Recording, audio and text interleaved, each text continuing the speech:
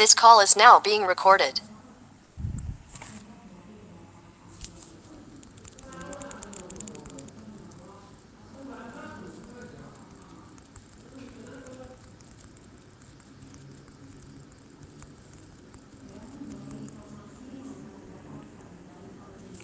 Oke,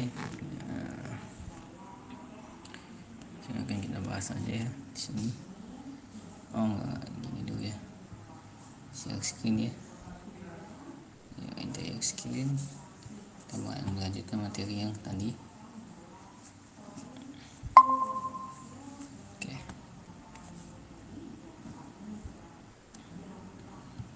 Nah ini.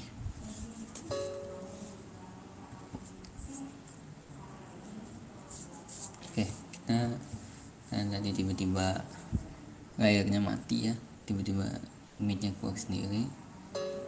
Kita akan mulai bahas dari yang ini tadi aja, dari awal ya. Nah, kita bahas dari ini ya, biar kita lebih paham juga. Nah, oke.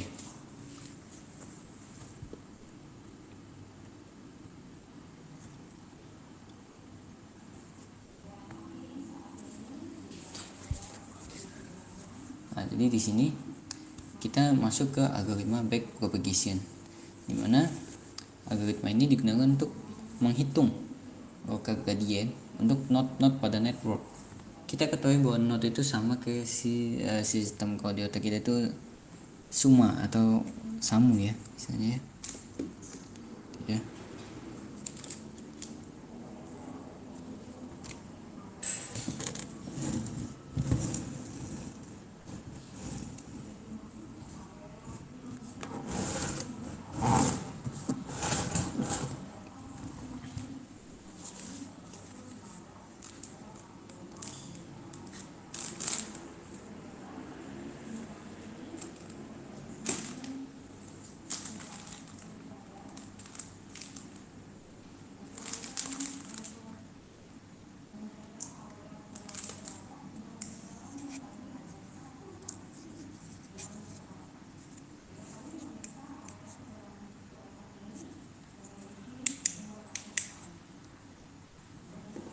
Oke.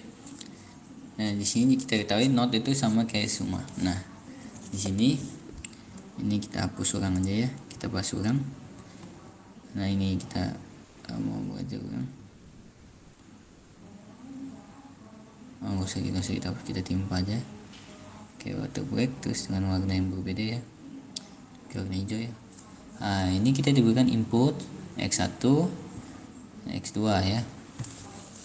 Nah, itu dia akan memberikan sebuah inputan.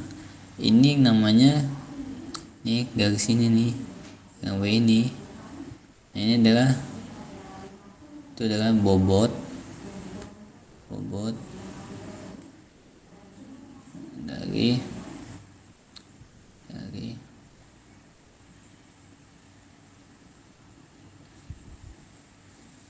penghubung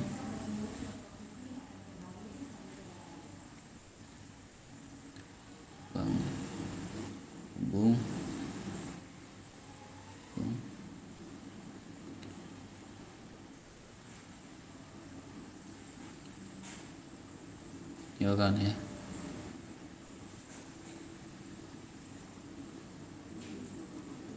Nah, jadi ini dianggapnya ini sebagai neuronnya, neuron.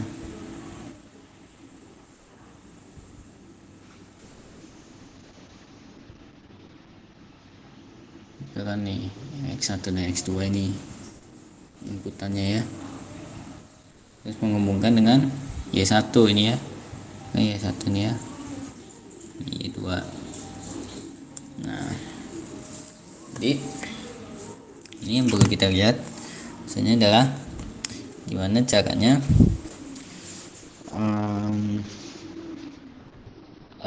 ini kita mendapatkan output D3 dan juga D4 ya.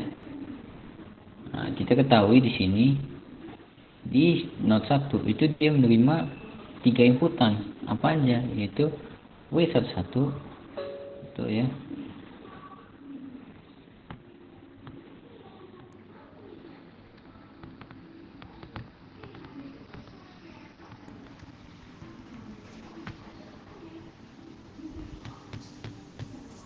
Nah, ini 1, terus si ini W12 ya, 2, ada bias ya, indeks bias 3 ya, untuk N1. Begitu juga yang lainnya, N2 dapat 3 dari mana ini tuh ya, terus W221 minus 2 3 ya. Begitu yang lain ini 1 2 3, 1 2 3. Nah itu dimana indeks bias itu akan, indeks bias ini akan mempengaruhi nilai si N1 atau Y1 dan Y2 nya nanti dari inputan ini. Nah biasanya nilai biasnya digunakan untuk mencegahnya terjadinya error gitu ya. Kalau misalnya dia tanpa bias tuh kayak kurang suatu nilai parameternya gitu. Maksud dari W11 nih ya, W11 itu adalah ini not ke 1 ya kan, ini N1, ini adalah X1 nya, jadi jangan terbalik ya. Saya nggak apa-apa sih terserah kita penamanya ya. Nah di sini kita tadi kan udah dapat nih, udah semua udah kita lakuin, udah kita hubungkan, dapat ini kan rumus untuk mencari yang ini nyarinya gini ya kan. Nah ini yang ini itu ini kan, nah nyarinya itu ini dikali dengan 1 dikali B3. Kenapa ini 1 dikali B3 untuk output 1, yaitu yang ini nih 1 dikali B3. Kenapa? Kan 1 ya kan, dikali dengan B3 ya kan, untuk menuju ke baru masuk ke sini. Nah sedangkan yang ini Y1 dikali W31, ini kan Y1 ya kan, dikali W31 baru dia masuk ke sini.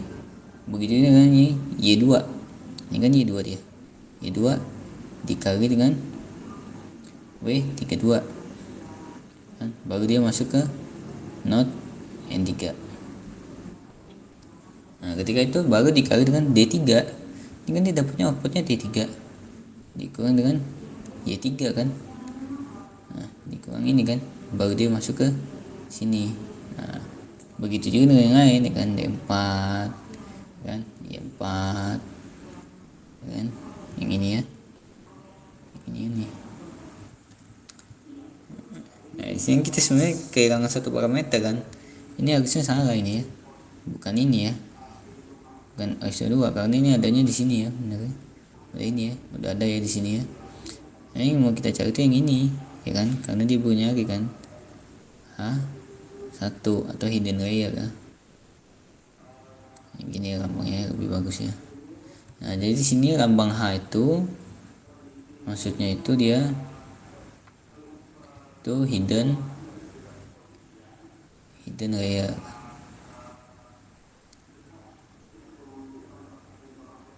Dan layer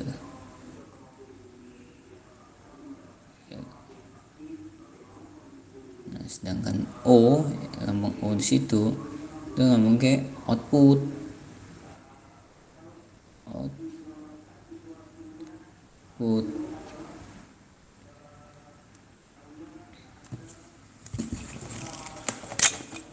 sebentar ya.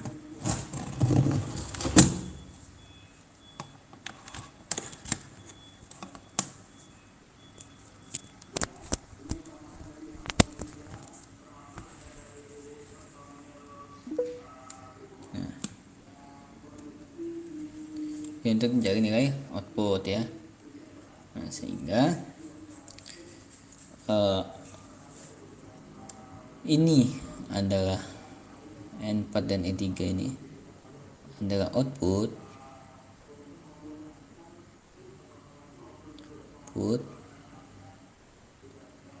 Sedangkan N1 itu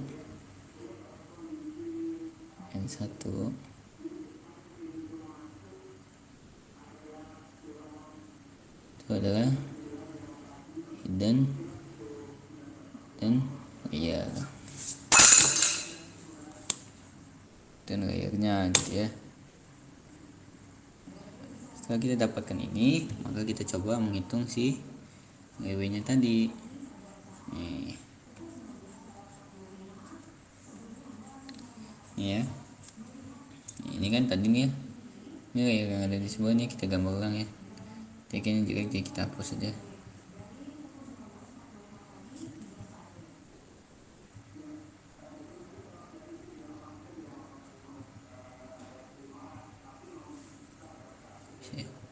Save dia. Ya oke itu ya. Oke ini kan ini gini aja deh. Kita kalau nggak mau tadi.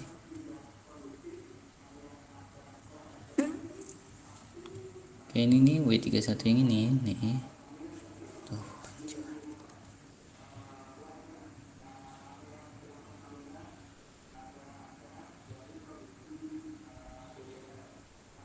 Nah, ini tuh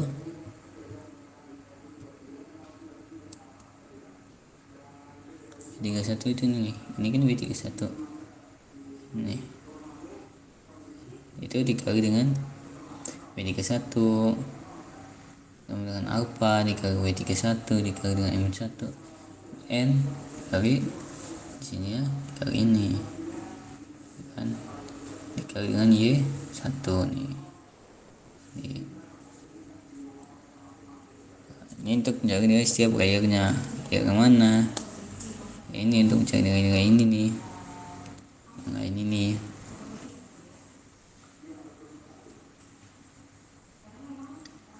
Dengan ketentuannya itu kita menentukan nilai. Nah ini fungsinya itu untuk mencari nilai ini bobot networknya menggunakan si learning rule. Nah, ini punyanya si HEP ya, HEP.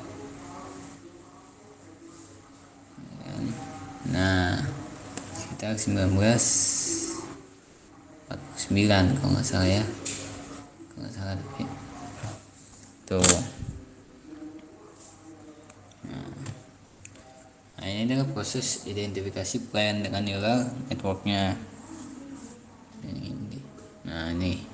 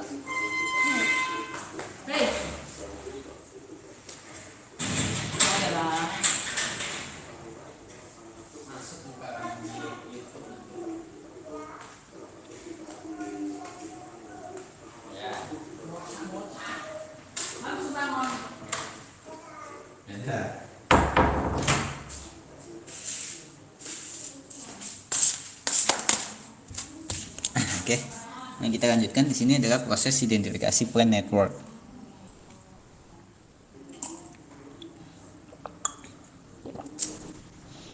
Dimana pada proses identifikasi ini kita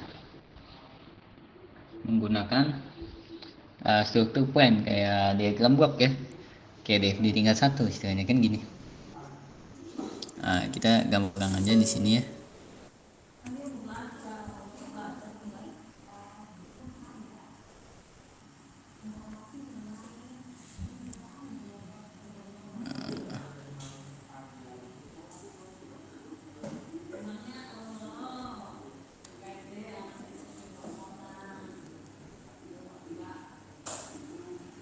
Di sini kan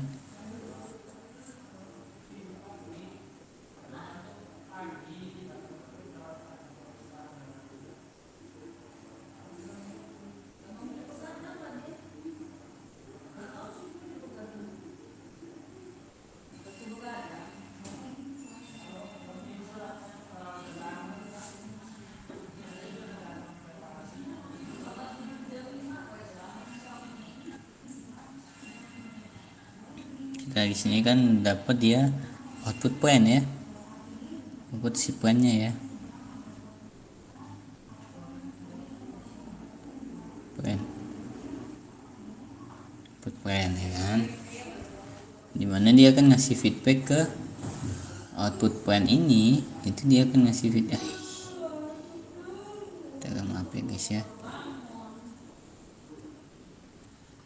dimana output plan ini plan ini akan memberikan input ke si neural network, sehingga di ini ya kita ambil di sini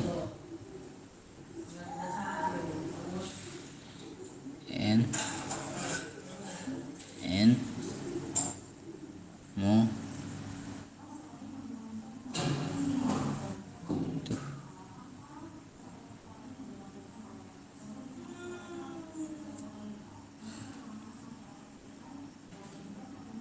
model ya,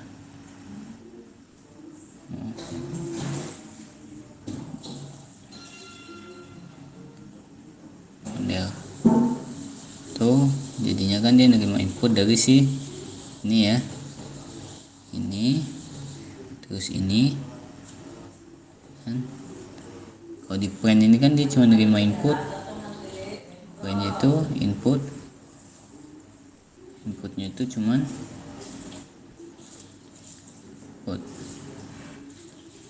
inputnya itu cuman si mu ya kan?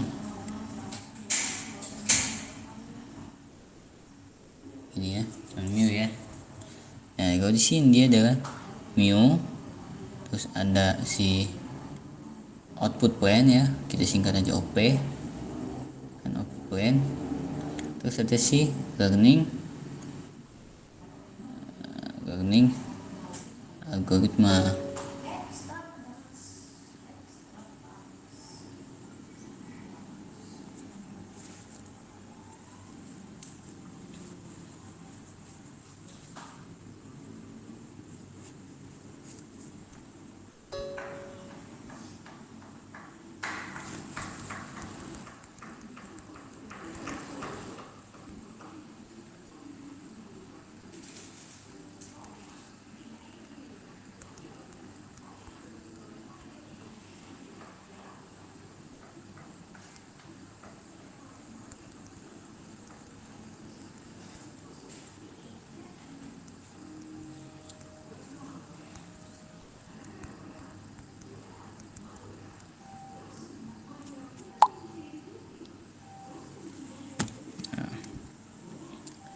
Plannya mu ya.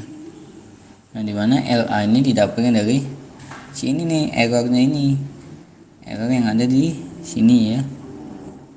Apa sih isinya ini? Ya ini tentunya isinya adalah YP dan juga sama YM kan. Nah ya ini hasil nanti dari sini, dari tiga ini menghasilkan si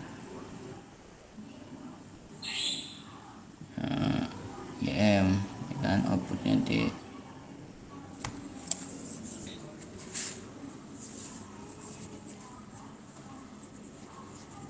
Kan sebenarnya YP ini ya udah jadi output di ujung-ujungnya. Ini sebenarnya output, udah output si sistem, output sistem karena gitu kan.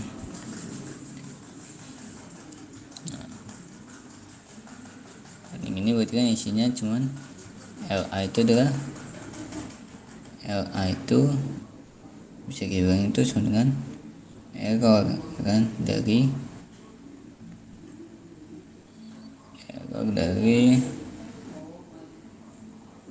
YP dan YM ya kan, YM si ini tadi maksudnya ya, ini orang ini tadi ya.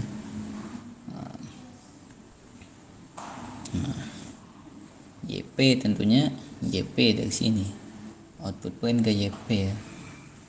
Jadi dengan kata lain ya YP ini harusnya sih ini hasilnya 0 untuk errornya. Seharusnya error itu kan errornya itu sama dengan 0 lah harusnya ya. Dengan algoritma itu dengan mu ya buat YPM harusnya, tapi ini adalah terbaiknya, ini posisi terbaik, kondisi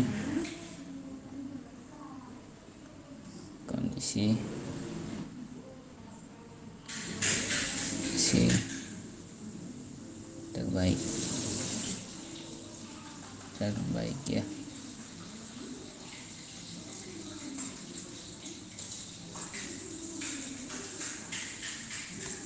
Oke, ini yang dulu dengan sistem kontrol.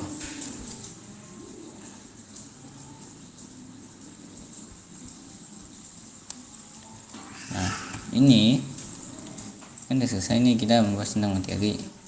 Nah, kita masuk ke contohnya. Ini sebenarnya ada lagi sisi penjelasannya. Ada lagi penjelasan sebenarnya. Kalau misalnya kita ingin baca secara yang luas ya, kita baca tentang yang luas ya.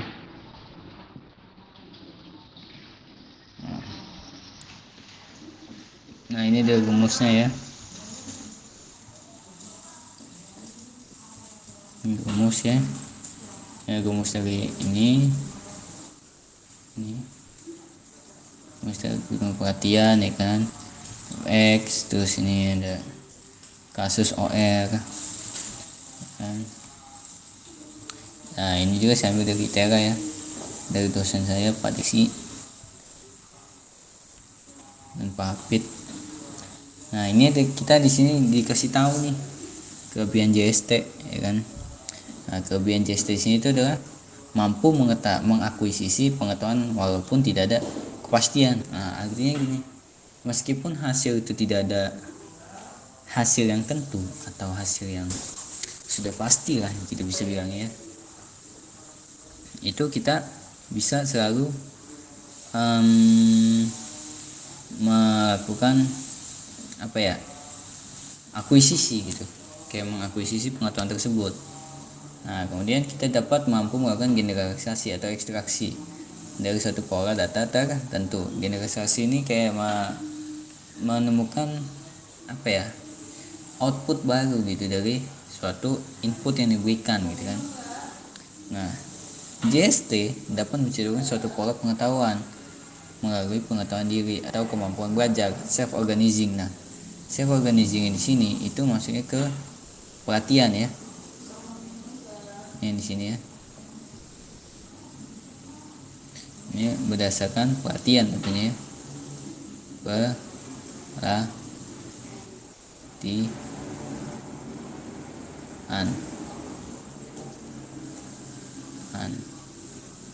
Oke, perhatian ya. di mana dia akan memiliki fault tolerance, toleransi error ya bilangnya. Terus gangguan dapat dianggap sebagai noise. Nah, ketika dia memiliki fault tolerance, maka gangguan ini dianggap hanya noise saja, kan? Kemampuan perhitungan secara paralel sehingga proses lebih singkat. Nah, jadi ada 5 kita, ada 5 kelebihan ya. Ini jumlahnya ada 5 ya. Nah, tapi jeleknya kita pakai JST, JST itu kurang mampu untuk melakukan operasi memori dengan presisi tinggi. Industri presisi tinggi ini itu adalah dengan yang kompleks ya, sangat kompleks ya. Nah, itu nggak bisa ya, belum bisa gitu, karena dia akan sulit dalam menentukan suatu iterasinya gitu untuk mendapatkan hasil lah gitu. Kemudian kurang mampu melakukan operasi aritmatik, operasi logika dan simbolis. Nah, kurang mampu melakukan operasi algoritma aritmatik, operasi logika dan simbolis. Nah, itu juga kekurangannya ya. Apa yang usah operasi logika sih? Mungkin kayak log ya, fungsi log dalam matematika ya. Terus fungsi simbolis di matematika itu, nah nggak bisa dia menjalankan operasi ini nih. Misalnya dia ada fungsi pi misalnya dia, saya pi nih, itu kan nilainya 3,14 ya kalau secara simbol ya, 3,14 ya, atau sama dengan 22/7 kan. Nah, ini nilai ini tuh tidak dapat dia menentukan langsung kayak pi itu segini gitu, tidak bisa. Sedangkan JST itu harus diinputkan dulu atau deklarasikan dulu si pi nya ini agar kita dapat 3,14. Jadi misalnya dia pi ditulis sama dia di pi dengan 3.14 kan kalau di Excel kan, titik 14 ya kan, koma 14 nah 3,14 ya kan. Nah gitu. Nah kemudian lamanya proses training yang mungkin terjadi dalam waktu yang sangat lama untuk jumlah data yang besar. Nah ini tadi termaksud tadi untuk yang presisi tinggi, misalnya n nya itu sama dengan 200 misalnya, enggak 200, 1200.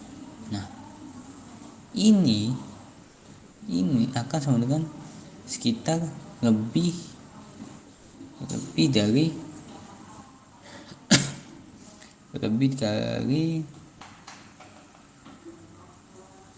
1200 pangkat 2 harusnya ya untuk pelatihannya, karena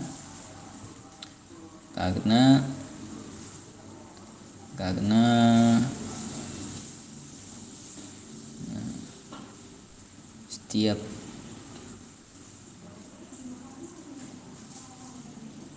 partikel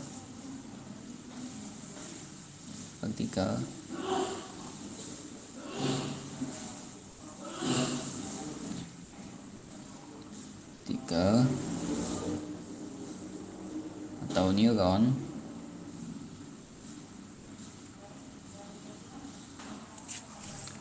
tahu ya,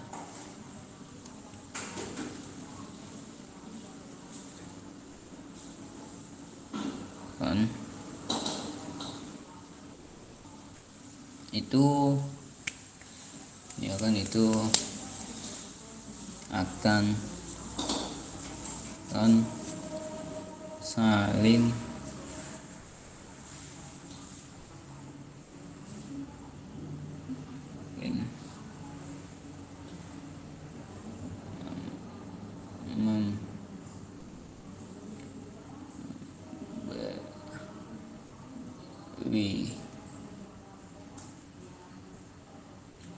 memberikan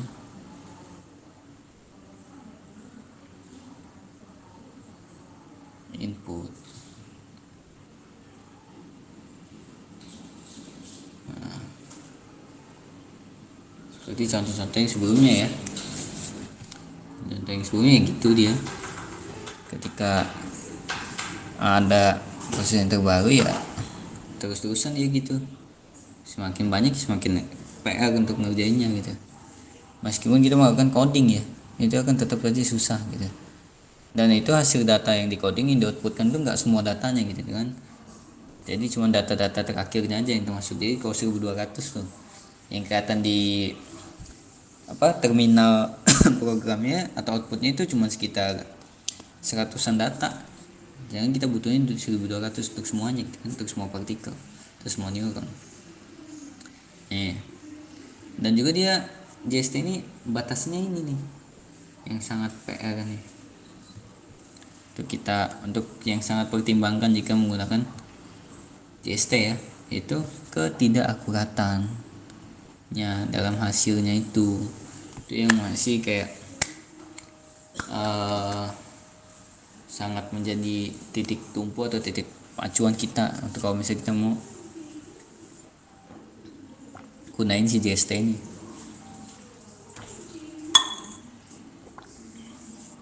Ya kita skip aja. Nah contohnya gini nih, Coiden Rega ada 2 output. Nah ini input kan tuh, ini yang di sini, ini yang bagian hidden nih tuh. Makin repot yang ngerjainnya, tapi ini masih termasuk sederhana ya, sederhana. Nah kita coba cari yang ini tadi yang kita bahas fungsi aktivasi ya. Jadi fungsi aktivasi itu kegunaannya jadi dipakai untuk menentukan keluaran suatu neuron, dimana ini biasanya untuk pengambilan keputusan. Nah jadi fungsi aktivasi itu jadi kita untuk mengambil keputusan dengan menggunakan Huxley-Mills. Untuk pengenalan pola atau jaringan kita pakai backpropagation yang digunakan sigmoid. Untuk prediksi atau aproksi kita menggunakan linear ya. Ini udah kita bahas tadi ya.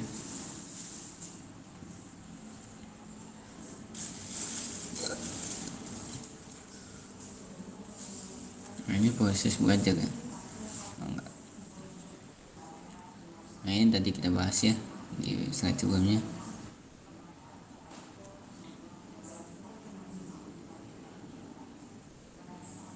Nah ini yang belum kita bahas tuh forward ya. Nah ini masuknya di sini ya.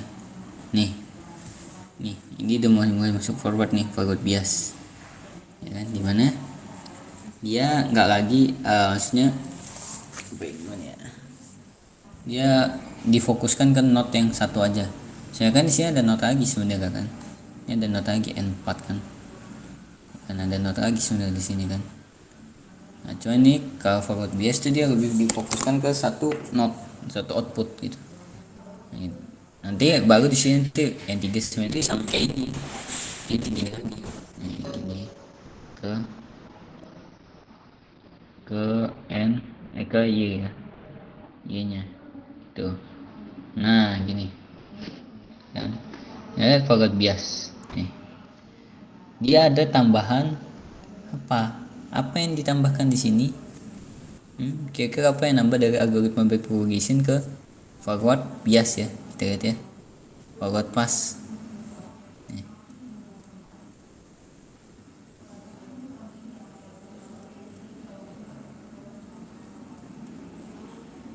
Nah ini V1 dan V2 ini yang ada di forward bias nanti untuk nilainya nih. Jadi sehingga kita cari itu ya kan, nih V3 ya kan, V1 ini kan nambah nih, ini forward bias nih, ini kan sama ini. Kalau Y1, Y2, Y3 kan ini memang ada, ini udah ada dari sebelumnya kan, ini juga ada, ini kan Y3 kan ya kan, flux ya. Nah ini V1 dikali B1. Nah ini kita warnain aja, kita pakai yang ini ya. Ini 1 dikali untuk V1 ya, V1 apa nih, 1 kali dengan V1 ya kan. Terus X1 dikali dengan W11 kan, ditambah X2 dikali dengan W12 W21 dong harusnya. Nah ini ya udah, ini ada W12 di sini ya. Ini harusnya W21 ya. W12 sih, benar W12. Ini yang ini ya, W21 di sini ya. Nah, Y1-nya ini kan dekat nih, Y1. Ini kira dapat lah, tinggal hitung aja itu kan. Nah, ini Y1 yang ini. Y1 dapat dari mana? Flux. Rumusnya ini. V1. V1 tadi apa ini? V1 0,17. Dapat dari mana 0,17? V1 ya ini dapat dari sini. Ya ini dimasukin ke sini. Itu V1.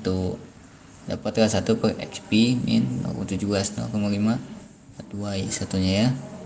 Kemudian yang kedua itu adalah V2 ini ya. Ya, V2 ya. V2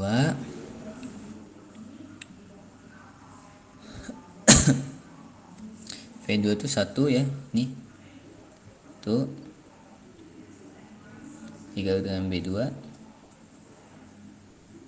dikali dengan X1 ya. X1 ini lagi juga dikali dengan W21 ya. Nah terus X2 dikali dengan W22 ya kan. Terus Y2 ya dikali V2 ini. Nih V3 ya sama aja, V3 ini kan, V3 nih. V3 berarti ya kayak gini. Aja ya. V3 berarti tinggal gini kan, Y1 enggak, ini dikali dengan ini dulu kan, ditambah ini, nah Y1 kan dikali W31. Nah dimana Y2 dikali dengan W32. Sudah mendapatkan ya Y3. Terus dapat oke, V3 nya dapat juga. Ini V3 dapat, maka Y3 pasti akan dapat karena cuma di substitusi dari si V3 nya ini dapat. Kelar, salah kan. Nah, oke, itu forward pass nya. Ini backward pass yang kita bahas tadi ya.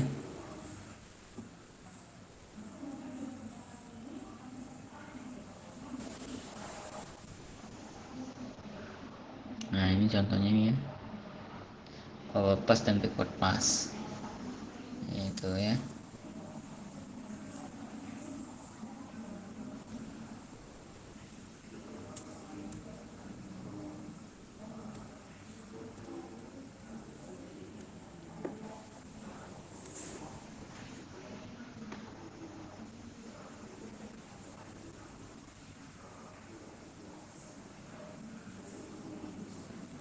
Untuk itu ketika kita sudah selesai semua ya, sebenarnya kita sejarah tadi kita bahas ya, sejarah ya, kenapa diperlukannya JST ya.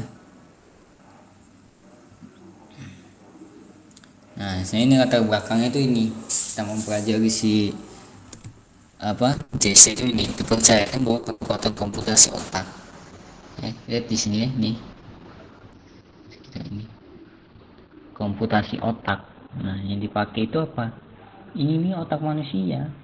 Nih, otak apa? Manusia. Nah, kan manusia. Nah, manusia nih. Tuh.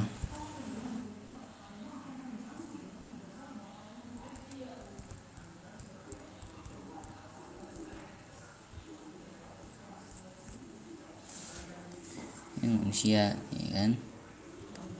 Tuh, hubungan antar sel-sel syaraf ini apa yang tadi, neuron gitu kan, ini kan si neuron kan, neuron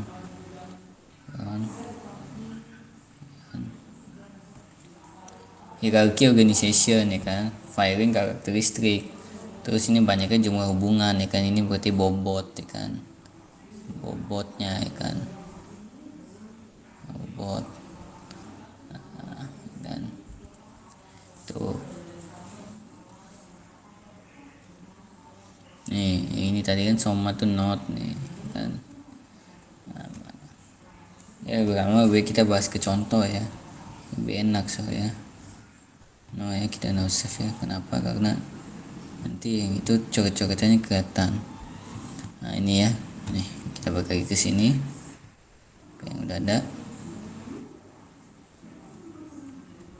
AirPods ya. Nah, kita di sini coba nyari AirPods dulu ya. Jadi kita cari nih AirPods. Wah ini udah panjang banget sih. Kita nyampe AirPods 35 ya. Terus kita pengen nyari nih 1, 2, 3, 4, 5, 6.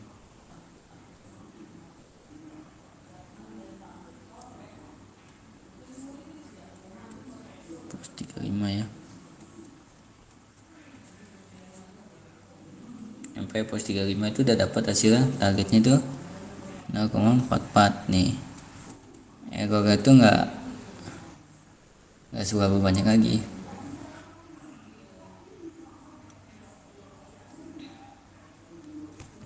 Dan disitu pernah dapat nilai yang paling bagus sebenarnya. Cuman itu tadi kembali nilai AirPods ini, nilai AirPods ini itu nggak selalu apa ya selalu terus membaik gitu. Pasti ada kadang kalanya itu makin menjauh, makin gede di nilai errornya itu. Nah ini yang terjadi di nilai AirPods ini gitu. Jadi nyari target, ini target kan. Terus ini dia melakukan forward bias.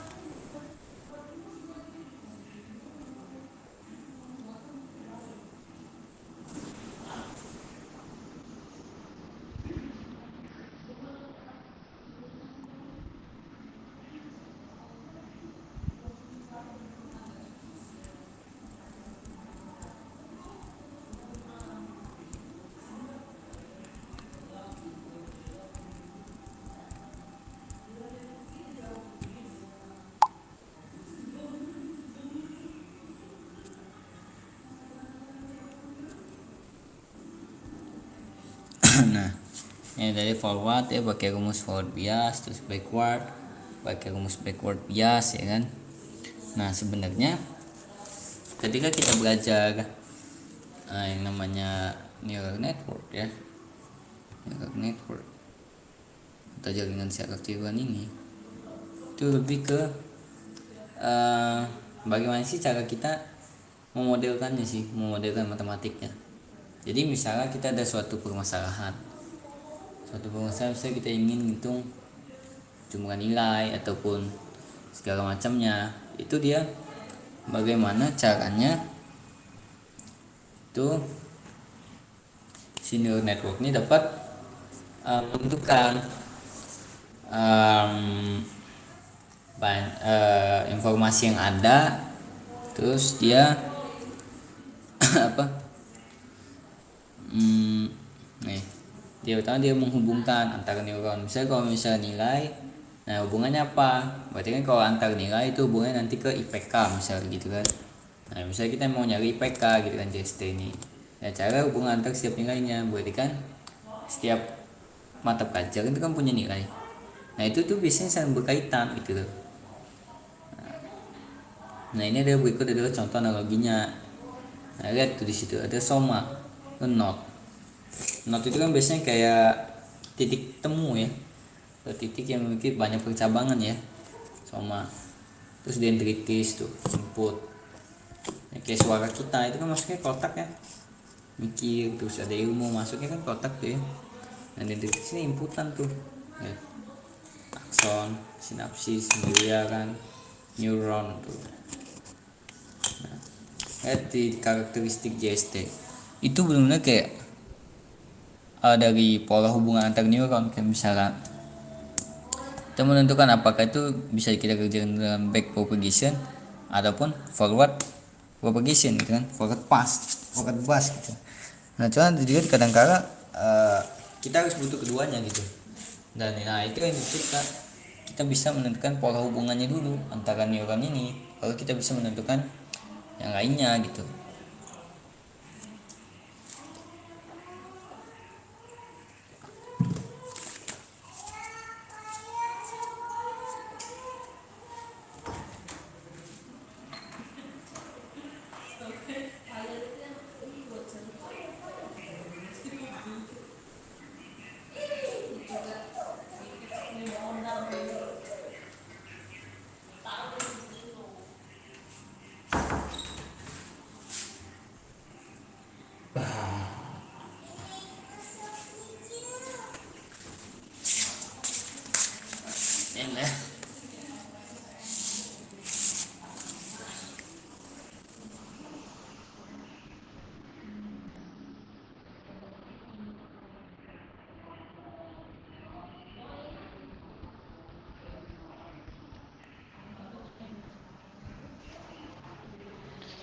Jadi di sini ya kita bahas ke ini aja, ke PPT yang ada ini nih ya, PPT bukan bukan juga. Udah kita keluarkan tadi ya. Sebenarnya itu ada ya, kayak di satu sisi itu ketika kita kayak ini nih, single layer net ini tuh hanya memiliki satu lapisan gitu loh. Istilahnya tuh kayak cuman ketika dia masuk ke output, saya gini deh, gini ya, kita ini aja ya. Jadi single layer output tuh kan gini biasanya itu.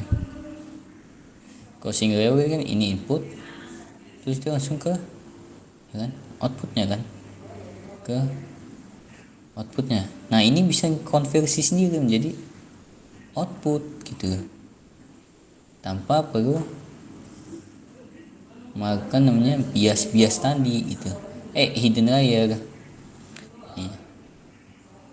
Dengan kalau yang ini itu kan butuh, jadi dari input kan i ke hl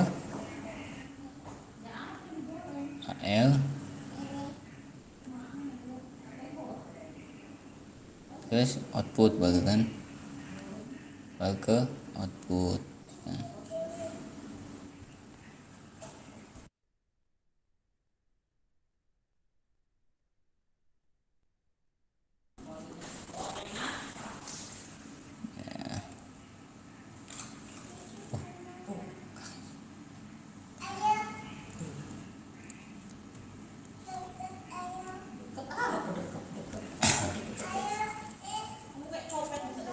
Nah jadi kita bahas ini,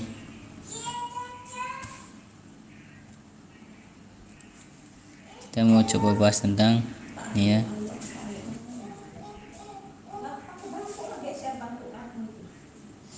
kita mau coba bahas tentang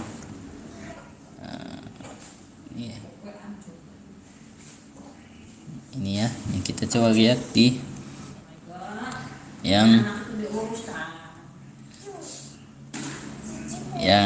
bagian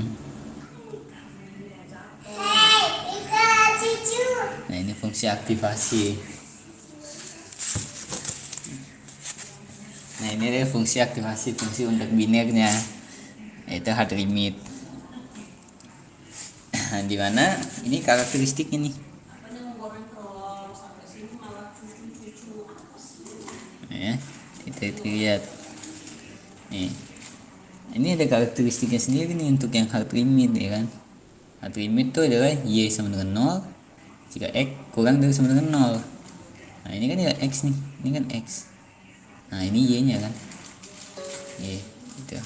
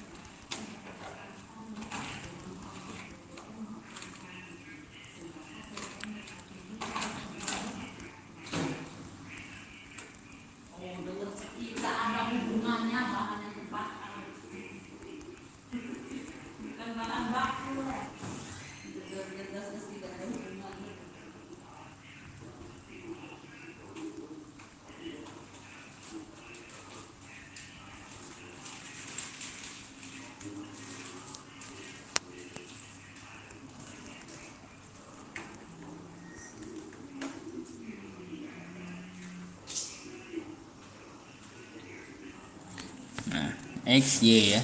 Y itu yang di atas ya. Nah, Y sama dengan 1 jika X lebih dari 0. Berarti kan Y-nya itu akan bernilai 1 ya, yang garis ini ketika ini ya. Ini adalah hard limit. Kalau threshold itu kebalikannya ya di sini. Y 0 ketika X-nya itu kurang dari 0. Nah, tapi di sini karena dia cuma batasan, itu dia di beberapa titik kayak ini nih. Ini kan harusnya di sini lebih dari sama 0 itu 1 ya. Harusnya kan dia ada di sini nih. Atau terus naik gini kan. Nah, tapi ini geser kan ya, ada jarak space gini nih.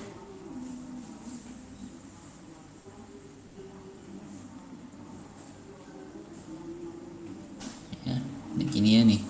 Ada jarak segini nih. Nah, ini yang kadang ada batasannya. Ini yang disebut batasannya.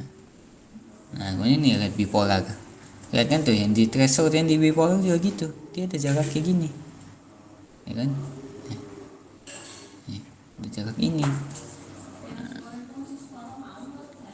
Ini adalah Y1 ya kan. Nah, kalau ini bipolar itu ada 3 fungsi ya. Tadi kan cuma 2 ya. Ini ada 3. Dimana Y sama dengan 1 ketika X nya lebih dari 0. Y sama dengan 0 jika 0 ya gini ya. Min 1 jika X nya kurang dari 0 ya kan. Udah benar gini kan. Ini juga benar. Nah, cuma ini yang ada error doang nih. Nah, ini identitas nih. Kalau identitas ya tentulah Y sama dengan X. Pasti garisnya tuh ini ya udah. Ini fungsi 1 dengan X yang gini pasti. Ketika ininya 1 ya 1. Ketika ini min 1 ya min 1. Nah, kalau sigmoid nih, sigmoid biner. Nah, ini nih Y sama Fx itu 1 min. Ini lambang ini ya. Enggak kelihatan ya. Ini kayak nah ini ya.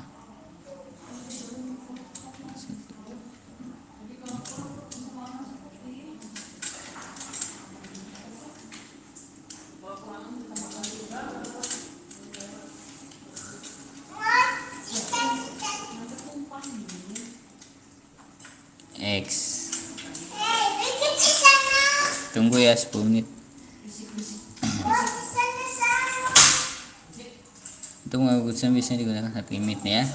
Nah, dari sini nih, dari fungsi-fungsi aktivasi ini kita dapat catatan gitu fungsi aktivasi. Jadi untuk pengambilan keputusan itu dia pakainya hard limit. Kenapa? Karena dia tepat gitu. Jadi ketika dia tidak ada keraguan ya udah 0 aja ya kan Y-nya. Ketika dia ada keputusan ya udah 1. Nah, ketika X-nya ada keputusan dia nilainya 1. Tapi ketika dia tidak ada keputusan nilainya 0. Istilahnya kan gitu. Ya, yang ketika 0 ini dia tidak ada keputusan, sedang ini ada. Nah, terus kalau ini untuk pengenalan pola atau jaringan back propagation. Nah, back propagation ini banyak kan, ya kan intinya. Dimana dia pakai ini juga kan, nilai apa? Nilai si mu kan tadi ya, nilai ini ya. Ini dia pakai nilai ini kan ya. Nilai ini kan sama dengan ini. Nilainya itu kan. Si mu-nya tadi kan mu -1 kan saya. Yang gini kan. Nah, rumusnya kan ini. Karena dia makainya sigmoid biner. Nah, terus untuk prediksi atau aproksimasi linear ya kita aja untuk prediksi aproksimasi linear. Nah, ini kayak kunci ini linear ya, tentu aja kita pakai si linear ini gitu kan. Untuk Hebbian atau single layer menggunakan biner threshold. Nah, ya untuk yang Hebbian atau single layer ya cuma satu layer kan. Pakai yang ini nggak masalah. Bipolar kita tahu ya, threshold yang ini untuk biner ini untuk si apa ini tadi untuk pengambilan ya.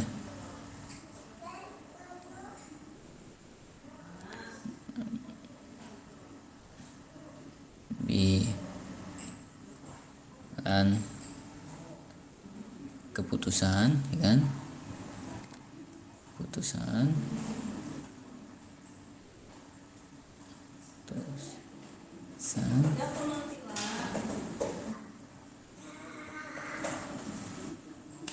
terus yang ini Hebbian ya,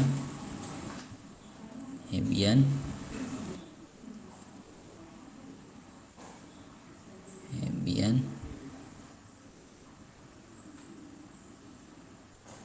atau S.L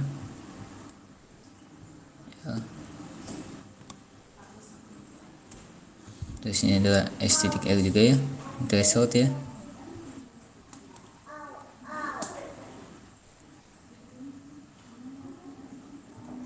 atau ambient ya.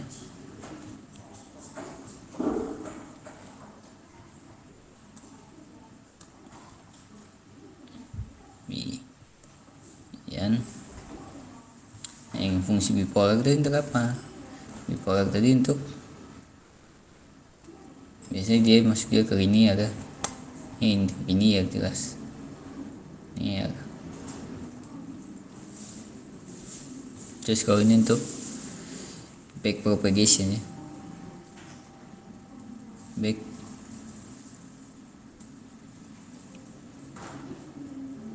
propagation.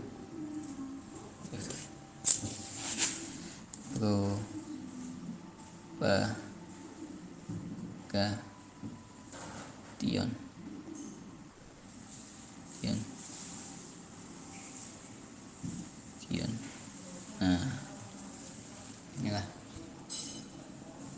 Yaitu kelebihan si JST ya. Kalau kegunaan fungsi aktivasi di JST. Jadi ada 6 fungsi aktivasinya itu. Pertama itu adalah hard limit, threshold, ya kan?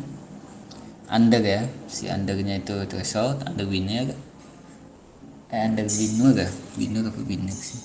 Under winner itu ada hard limit dan threshold. Terus ada si bipolar dan juga bipolar dengan threshold, ada linear dan sigmoid biner. Dimana mereka tuh punya fungsi aktivasinya masing-masing. Seperti itu.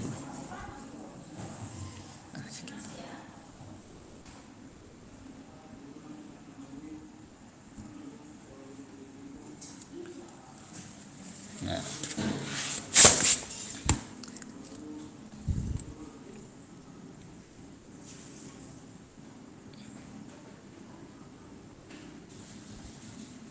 jadi kita salah pencet lagi ya. Jadi kita udah selesai materinya. Mungkin itu saja yang bisa saya sampaikan. Lebih kurangnya saya mohon maaf. Apabila ada salah kata saya mohon ampun. Saya akhiri. Selamat malam.